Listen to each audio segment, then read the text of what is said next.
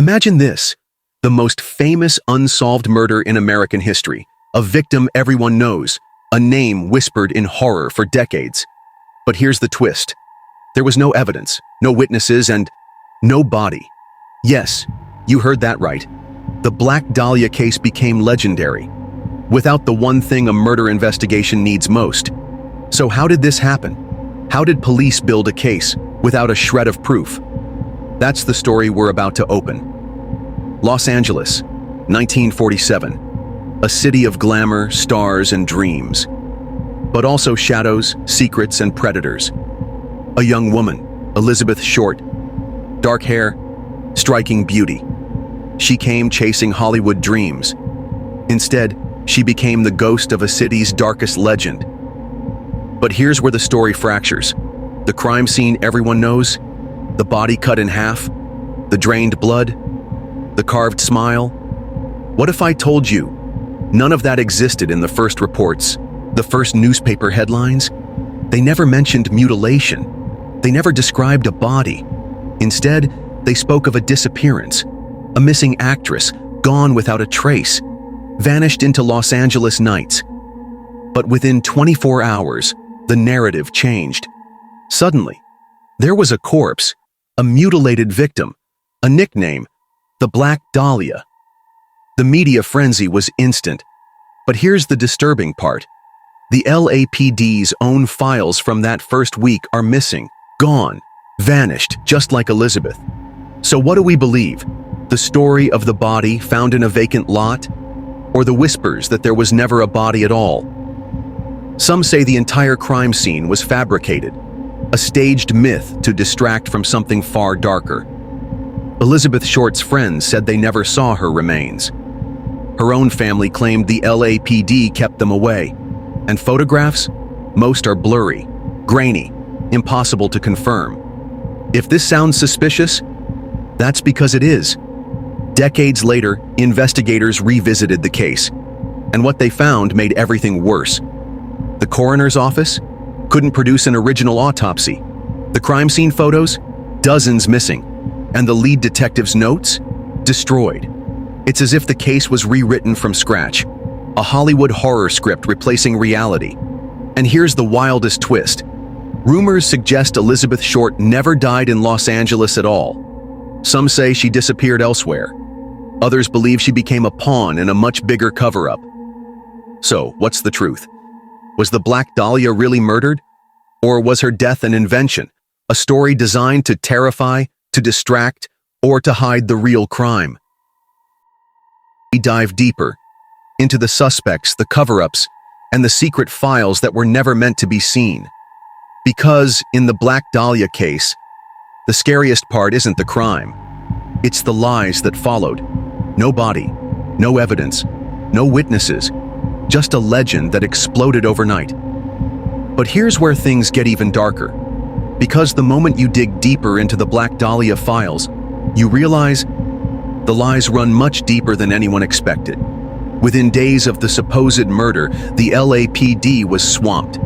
Reporters camped outside the station. Leads poured in by the hundreds.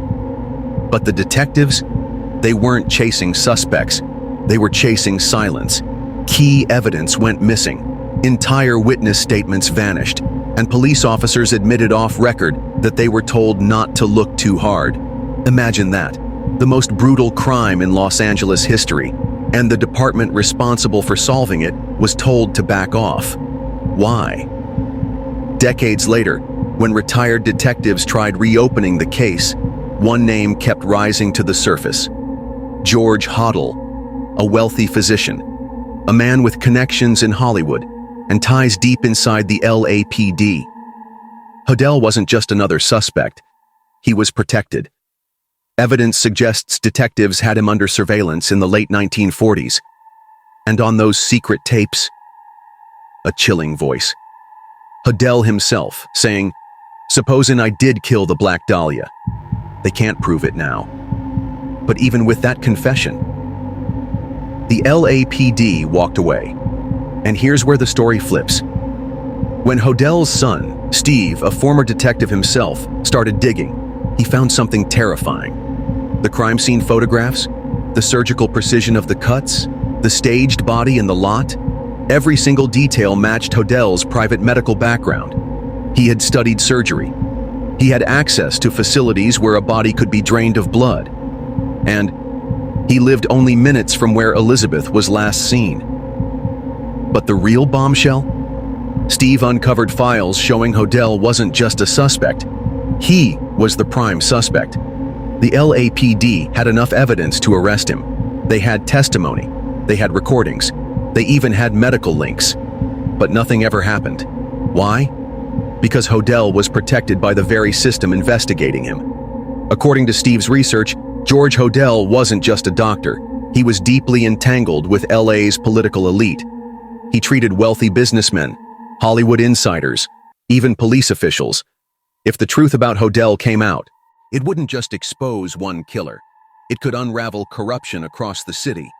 So instead of justice, the Black Dahlia case became a smokescreen, a crime scene crafted for the media, a myth designed to distract from the truth that Los Angeles was protecting a murderer in its own ranks. And here's the part almost no one talks about. Elizabeth Short may not have been Hodell's only victim. Cold case detectives now believe the Black Dahlia murder was just one in a string of similar killings. Women drained of blood, bodies posed, mutilations eerily precise. The pattern stretches years before and after 1947, and all of them could be linked to Hodell. The Black Dahlia might not have been a lone crime. It might have been part of a serial nightmare, hidden in plain sight. So where does this leave us? A brutal crime with no official resolution, a suspect who practically confessed, and a trail of victims that suggests something much bigger. But the scariest part isn't what we know, it's what we don't. Because buried deep in sealed LAPD archives, files still hidden from the public, are documents that may reveal the truth. And the question is, why are they still locked away? Was George Hodell truly the Black Dahlia killer, or just a convenient scapegoat? Comment your take, and don't forget to like, subscribe, and share.